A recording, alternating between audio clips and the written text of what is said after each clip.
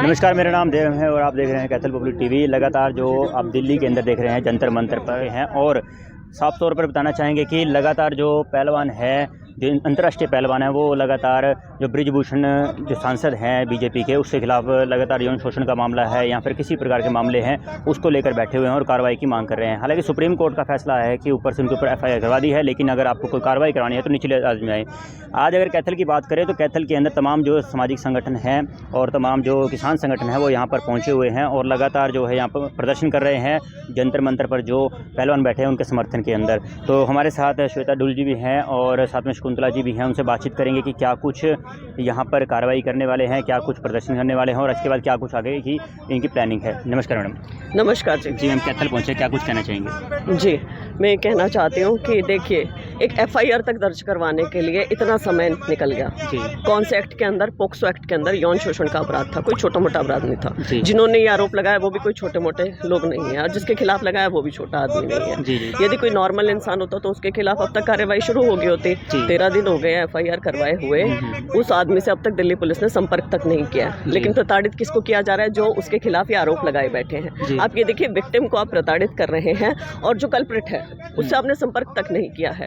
तो ये जो एक हमारे लोकतंत्र का ढांचा है ना, उसको तोड़ने की प्रक्रिया जैसा लगता है, माफिया राज जैसा हो रहा है। क्योंकि रात को उन्हें उठाना, प्रताड़ित करना, बिस्तर तक ना लेके जाने देना, गाली गलौज, मारपीट, धक्का मुक्की, ये सब होना, ये सब बेहद गलत है। कि आप किसे दबाना चाह रहे हैं? जो सच्चाई की आवाज़ उठा रहा है उसे, या जो आपका गुंडा है उसे? गुंडा मैं क्यों कहूंगी, बाहुबली वो हैं, गोंडा जिले से आते हैं, अपराध का वो गढ़ है, क्षेत्र है।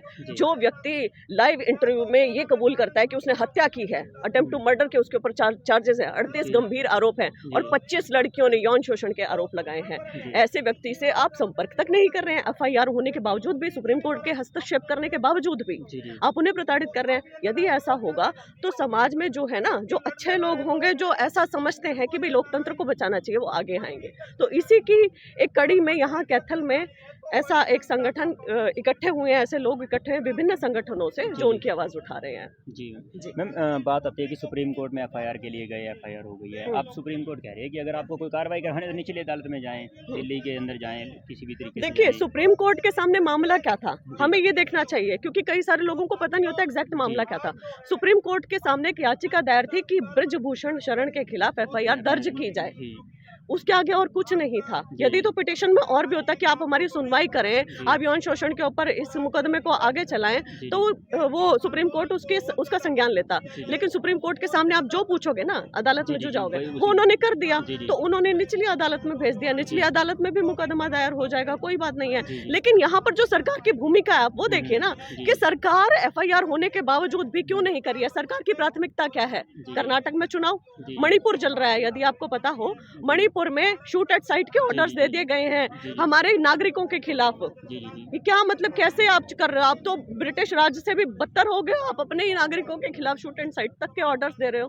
तो यहाँ इनकी प्राथमिकताएं समझ नहीं आ रही है। ये बस उनको प्रताड़ित करना चाहते हैं, किसी तरीके से वो प्रताड़ित हो जाएं, अपने आरोप वापस ले लें। क्योंकि वो जो बाहुबली है ना, वो 5-6 जगह पर अपनी टिकटों पर प्रबल रखता है। बहुत विपक्षी दल की अगर बात करें तो वो तो एग्रेसिव होता ही है चलो मामलों में, लेकिन जो पक्ष है, मान लो बृजभूषण के पक्ष में जो लोग हैं या कोई भी, उनका साफ तौर पर कहने का एक नियम बनाया गया, जैसे कि आप जानते हैं सोशल मीडिया पर बारे हैं, उस नियम के खिलाफ ये लोग जो प्रदर्शन कर रहे हैं एक एजेंडा बना करके हुड्डा को मतलब वो करवाने के लिए।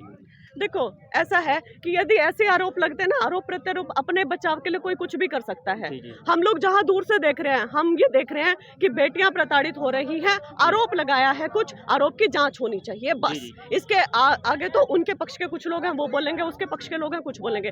यदि आरोपी लगाने वाली बात है तो बृजभूषण शरण का परिवारवाद नहीं कहूंगी मैं, खुद अध्यक्ष है, उनका बेटा उपाध्यक्ष है, उनका दामाद सचिव है, उनका बेटा एक सांसद है, उनका पूरा परिवार इसमें है, तो फिर उसके ऊपर भी आरोप लगना चाहिए, राइट? तो मैं इसको मतलब करती हूँ, नजर करती हूँ। कैसा मैम, शकुंतला जी हमारे साथ है, क्या कुछ कहना चाहेंगे? कहाँ जाएगा? मैं ये कहना चाहूंगी कि अपने देश के अंदर एक नारा है, जय जवान जय किसान और जय पहलवान भी। क्योंकि इन्होंने जो है इतने मेडल हमारे देश के लिए जीते हैं और तिरंगा फहराया है पूरी दुनिया के अंदर। लेकिन आज जो सरकार है उसको एक राजनीतिक मोड़ दे रही है कि ये तो एक राजनीति चल रही है। बेटियां जंतर मंतर के ऊपर रो रही हैं, सरकार नारा देती है बेटी बचाओ बेटी पढ़ाओ का। हम ये चाहते हैं कि इस पूरे मामले की निष्पक्ष जांच और दोषी के खिलाफ कार्रवाई हो और निष्पक्ष को के ऊपर कोई कार्रवाई नहीं होनी चाहिए, लेकिन जो दोषी है दोषी को बख्शा नहीं जाना चाहिए। और दूसरा मैं ये कह रही हूँ, लोकतंत्र में अपनी आवाज़ उठाने का सबको अधिकार है।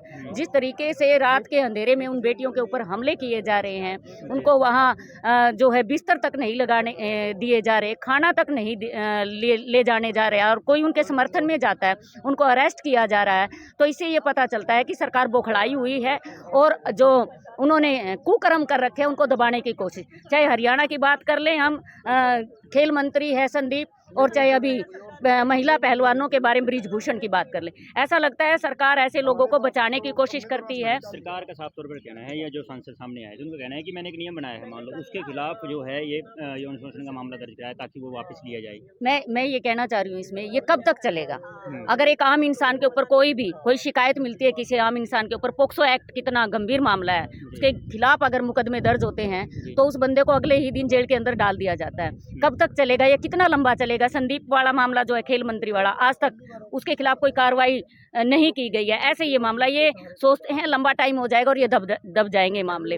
हम ये कह रहे हैं कि सरकार की नीयत अगर साफ है तो तुरंत कार्रवाई होनी चाहिए, ऐसे मामले में तुरंत जांच होनी चाहिए। जी, जांच होनी चाहिए, मतलब ये बात आपका कहना है। लेकिन एक तरफ ये भी पक्ष है कि इलेक्शन पास में है और इस प्रकार से जो अरे मैं ये कह रही हूँ, इलेक्शन और छेड़छाड़ और पोक्सो एक्ट का क्या मतलब है?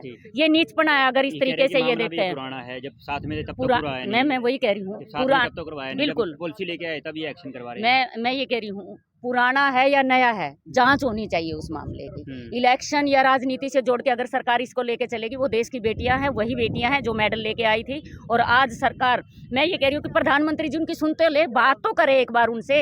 हरियाणा का मुख्यमंत्री बयान देता है कि ये तो दिल्ली का मामला है। अरे मामला कहीं का भी हो, मामला तो बेटियों का है, बातचीत तो करनी ही चाहिए हरियाणा की। अच्छा मैम, एक चीज़ और समझना चाहेंगे लास्ट बात आपसे, ये जो आपका प्रदर्शन चल रहा है ये कहाँ जाएगा, क्या कुछ ऐसी? ये अभी जो है जिला सचिवालय जाएगा, वहाँ पर हरियाणा के जो खेल मंत्री हैं संदीप, उनका भी पुतला दहन किया जाएगा, ब्रिजभूषण का पुतला दहन किया जाएगा, उसके बाद डीसी के मार्फत ज्ञापन दिया जाएगा। धन्यवाद।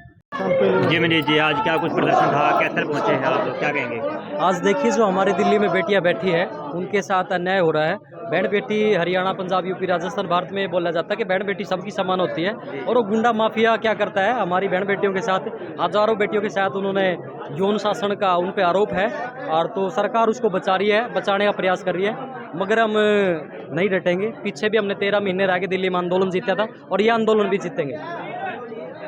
आज बड़े शर्म की बात है, देश के 75 सालों में इस तरह का माहौल कभी देखने को नहीं मिला कि हमारी ओलंपिक बेटियों को अपनी इज्जत बचाने के लिए जंतर मंतर पर बैठना पड़ा हो। आज कहने को अमृत काल चला हुआ है देश के अंदर, लेकिन देश के अंदर बहन बेटियों की इज्जत सुरक्षित नहीं है। ये सरकार कहने को तो शिक्षा बचाओ, बेटी बचाओ का नारा देती है, लेकिन ना यहाँ बेटियों की शिक्षा बच रही और ना बेटियों की इज्जत बच रही। बेटियों की इज्जत के साथ यहाँ खिलवाड़ हो रहा है। लेकिन दुर्भाग्य की बात है कि हमारे राजनेता जो देश के मुखिया हैं, माननीय मोदी जी, गृह मंत्री अमित शाह जी, वो कितने दुर्भाग्य की बात है कि इस बलात्कारी को बचाने के लिए सारी की सारी सरकार उसके पीछे खड़ी हो जाती है और हमारी बेटियों को न्याय पाने के लिए दर दर की ठोकरें खानी पड़ती हैं। आज जितने सामाजिक संगठन थे, किसान संगठन थे, यहाँ पर अन्य जो भी जितने राजनीतिक संगठन थे, उन्होंने समर्थन देते हुए यहाँ पर जो जंतर मंतर पर जो पहलवान बैठे हुए हैं, जो जितने भी अंतर्राष्ट्रीय पहलवान हैं, अपने यौन शोषण के मामले को लेकर, सुनवाई को लेकर बैठे हुए हैं कि जो ब्रिजभूषण शरण है उसके खिलाफ कार्रवाई की जाए। उसको लेकर आज ये पुतला फूकेंगे सेक्रेटेरिएट के बाहर, और इसके साथ साथ फिर एक ज्ञापन देंगे डीसी महोदय को। तो देखने वाली बात ये होगी कि सरकार जो सेंटर की है या फिर स्टेट की है, क्या कुछ कार्रवाई करती है, क्या कुछ इनकी बात में सच्चाई निकलती है, जांच का विषय है। लेकिन साफ तौर पर देखा जा रहा है कि दिल्ली से लेकर के हरियाणा तक जो आग है वो लगातार लगी हुई है कि ब्रिजभूषण के खिलाफ जो है जल्द से जल्द कोई ना कोई कार्रवाई की जाए।